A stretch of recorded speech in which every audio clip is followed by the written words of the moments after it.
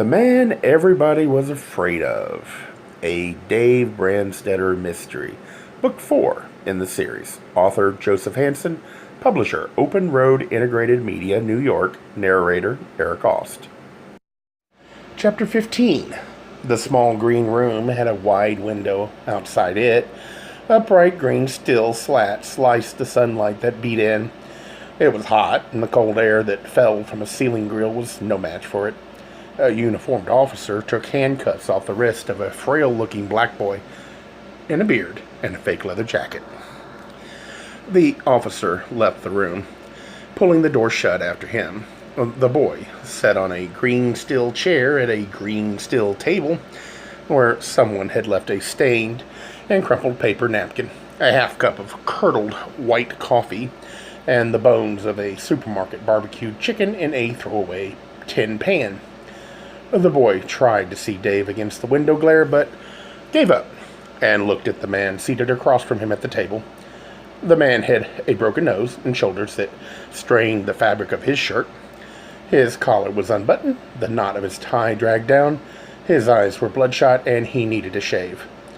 He was Lieutenant Ken Barker of the LAPD, and he said, "This is not about the liquor store holdup." The boy tried to see Dave again. "No, why not?" "It's about kidnapping, extortion, and murder." "No way!" The boy stood up and lunged for the door. Barker caught him, rammed a knee into his butt, flattened him against the wall, twisted his arms up behind his back. The boy struggled. "No way," he said again. "I know what this is. You got some monster case you can't solve, and then some dumb spook kid tries a little 2-bit stick-up, and you got an instant candidate for death row. Well, not me. No way, man. No way." "Every which way," Barker said, "starting with who you are and where you come from. You didn't do yourself any good not telling us. The license on your bike told us." "Yeah? What does it mean?" Lester said. "It means you're not just some dumb spook kid." Barker spun the boy and hoisted him like a big, awkward puppet back to his chair. "You are a very special, dumb spook kid." He set him down hard. "This man will explain to you why." Dave said, 2 years ago, you and the girl you were arrested with last night applied for a marriage license, and right away you were busted for possession of marijuana and convicted and sent to Soledad. It was a setup, and you knew it, and you knew who did it to you." "I never said so," Lister said. "You were afraid something worse would happen," Dave said. "To you. To the girl. It's no special shame. Everybody was afraid of him." "I want a lawyer," Lester Green said. "You don't need a lawyer to listen," Barker said. Dave said, "On the 16th of this month, you were let out of Soledad. You reported to your parole officer in a new green gremlin driven by the same girl, the one whose father had you locked up. Next day, he got a note demanding $25,000 for the safe return of his daughter, and the day after that, he was murdered." Barker sat down and said, "Try that on your paranoia." "I don't have to say anything." Lester eyed the cigarette pack Dave held out. He took a cigarette and let Dave light it for him. "I'm a law student. I know my rights." "You also knew this man was after you," Barker said. "You heard your mother tell him about her sister-in-law here in Los Angeles. Yet when you ran straight to her." "For money," Dave said. "Mrs. Orton didn't have any. Her late husband had spent it on a pretty lady in her art gallery. Jerry Orton's wife buys cameras and lenses that would bankrupt a rock star. And Lester's mother hasn't a dime. But Aunt Thelma smelled trouble and didn't want any part of it." Lester stared at Dave like a little kid watching a magician take silver dollars out of his ears.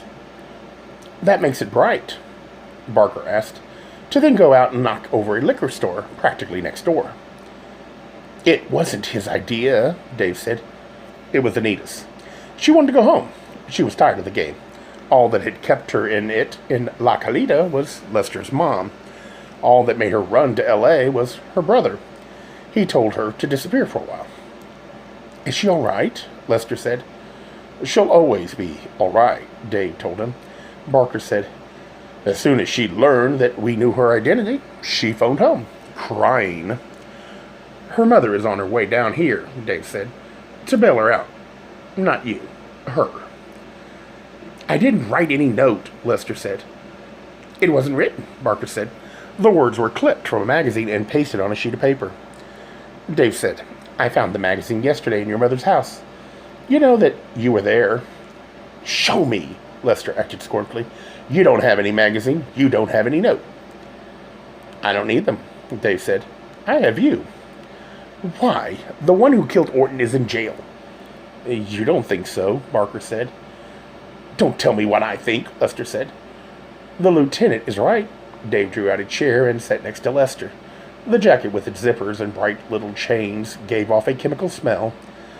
It's what you and I have in common. Neither of us thinks that man did it. She didn't tell you that, Lester said. She didn't have to, Barker said. You hid. You ran away. Mr. Brandstetter here didn't have any ransom note. He didn't have any magazine, so what were you afraid of? I don't have to say anything. Lester stood up. That's right, you don't, Barker said. The answer is obvious. You killed him. Sit down. Lester went to the door. I want to go back to my cell. I didn't kill him, but even if I did, it's none of your business. It happened in La Calita, and the La Calita police. They're never going to send for me. He gave Dave a crooked smile. You know that. If it was up to them, Dave said. It's not. It's up to me. If the wrong man is convicted of that murder, my company drops $75,000. I'm not going to let that happen. On the street below, a police siren moaned. Lester Green said, How can you stop it? Shit, man. They ran you out of town. I left to find you, Dave said. No, Medallion Life is a big, powerful company, Lester. It hires big, powerful lawyers. All the La Calita district attorney has against Cliff Curley is one piece of very suspect evidence. It was good enough for a grand jury consisting of the dead man's friends, but a real lawyer will shred that case in a day when it comes to trial. I'm sending a real lawyer. And then it's my turn, Lester said. That grand jury will never indict Anita Orton, Dave said. Figure it out. Who does that leave? You, Barker said. All alone. No way, Lester yanked open the door. The uniformed officer looked at him from the hallway. He had soft brown Mexican eyes and a neat mustache. He closed a fist around the handle of his nightstick. Lester let the door fall shut. When he turned back, there was a gray cast to his skin. How is it that going to save your $75,000? Anita was with you all the way, Dave said. That will come at your trial, if you never say a word. She wasn't due any insurance, Lester said. He wrote her off when he found out about her and me. But after he was dead, Dave said, her mother helped keep you hidden. Her brother destroyed evidence linking you to the murder and helped you escape. Arrest. They would do insurance. No, they won't lose out for murder. They'll lose out for conspiracy to obstruct justice and to defraud an insurance company, and our only way to them is to nail you for the murder. Lester stared at him. He licked his lips. He moved his head from side to side. His voice came hollow. No, I didn't do it, man. The hands he held out were shaking. You've got to believe me. I didn't kill him. He was already dead when I got there. Barker bowed his head and rubbed his flattened nose to hide a smile. He rose and took the thin arm in the honcho jacket and led Lester back to the chair next to Dave's. The boy dropped onto it as if his knees had given out. Barker went back to the door, poked his head into the hall, and said something. He closed the door. We'll have coffee in a minute, he said. What passes for coffee around here? He sat down. So you did go there. By appointment, right? To collect the money. No. Lester's hands lay on the table. He stared at them, but he plainly didn't see them, didn't even feel them. The cigarette had burned down between his fingers. Dave took the smoldering butt and rubbed it out in a little pan of chicken bones. The coal hissed in the grease. Lester said softly, I went there to apologize. Barker made a disgusted sound. You went there for 25 big bills, and instead he pulled a gun and said he was going to send your black ass back to prison. And you smashed his head in and ran away with the gun. It was a police gun you used in your hit on the liquor store. I took the gun, Lester said, but he was already dead, laying there with his head in a puddle of blood.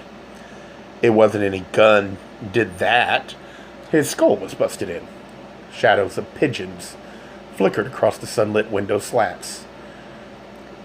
Your mother sent you, didn't she? Dave said, when she found out about the note. You'd do what she told you, but Anita wouldn't, and she didn't go. It was a joke to her, Lester said. Laughs, you know? To me, too. I mean, sort of. He moved his shoulders. Well, maybe not a joke exactly. Not exactly, Barker said dryly. We knew he'd guess where the note came from, Lester said. Who sent it and what for? Oh, we wanted the bread all right, but we never thought he'd pay it for any fake kidnapping.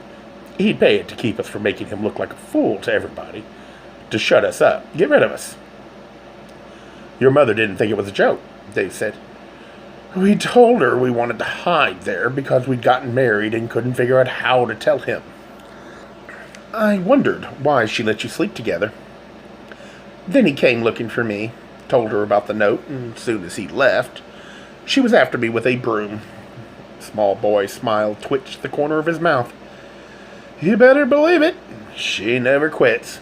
Something evil. She keeps hitting it. I was to crawl to Ben Orton on my knees and confess to him, with tears in my eyes, and beg him to forgive me. Lester whispered a wry laugh. That's how she said, how she saw it, like some corny old movie. But you went, Dave said. She was right, Lester said. Look at me now. This isn't bad, Parker said. It can get a whole hell of a lot worse. A shoe tapped the door. He got up to open the door, and it probably will. A black officer in uniform handed him a plastic tray with big paper cups of coffee, steaming on it. Barker set the tray on the table. Because when you found that body, you didn't step to the telephone and call the police. Oh, man. Lester closed his eyes and wagged his head. He opened his eyes wide. The police was who set me up with that dope under my fender. He tapped the tabletop with a strict finger. They knew I knew that. How they'd think was who had better reason to kill him. No, I didn't call any police. I got the hell out of there. And Ed, Barker, set one of the paper cups in front of him. Which makes sense. He set a second cup in front of Dave. What doesn't make sense is that you kept hiding. He set down his own cup and tilted the tray. Candy-striped plastic stir stick slid off it onto the tabletop with a delicate rattle, along with paper napkins and packets of sugar and powdered cream. He set the tray on the floor. They made an arrest. They got an indictment. You had to hear about that. They weren't looking for anyone else, Dave said. They thought they had Cliff Curley dead to rights. Why didn't you come out? Lester stirred his coffee. He blew at the steam. He said flatly, because I knew he didn't do it. Barker tipped his coffee over. It spread hot across the table and splashed into his lap. He yelped and jumped to his feet. He grabbed up paper napkins and mopped himself. What the hell do you mean? I mean, Lester said slowly and exactly, I saw that body. I searched through the pockets of that body for that stupid note. I'm going to see that body in my mind for the rest of my life. And there was no tote bag by that body. No tote bag any place around there. Ooh, Dave said softly. I'm into law. Was, Lester said. And nobody had to tell me the case was shaky. He had a witness. All they had was planted evidence. He could get off. I wasn't showing my face till he was convicted.